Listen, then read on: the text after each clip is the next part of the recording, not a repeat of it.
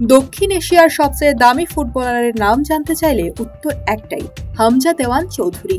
বাংলাদেশি বংশোদ্ভূত এই তারকাই এখন ঘরে ঘরে আলোচনার কেন্দ্রবিন্দু। ইংলিশ ক্লাব শেফিল্ড ইউনাইটেডের ধারে খেলে আসা এই মিডফিল্ডার ছিলেন ক্লাবটির সর্বোচ্চ বেতনভোগী। ফুটবলারদের আয় সংক্রান্ত আন্তর্জাতিক ওয়েবসাইট ক্যাপোলজি বলছে, সপ্তাহে হামজা পেয়েছেন ৪১,৪৭৩ ইউরো, মানে বাংলাদেশি টাকায় প্রায় ৫৭,৮২,০০০ টাকা। দিনে আয় ৫,৯২৪ ইউরো, প্রায় ৮,২৬,০০০ টাকা। জানুয়ারি থেকে মে মাত্র ১২৪ দিনে হামজার আয় প্রায় ১০,২৫,০০,০০০ টাকা। এখন তিনি ফিরে গেছেন প্রিয় ক্লাব লেস্টার সিটিতে, কিন্তু ভক্তদের মনে জায়গা পাকা করে নিয়েছেন এই বাংলার ছেলে।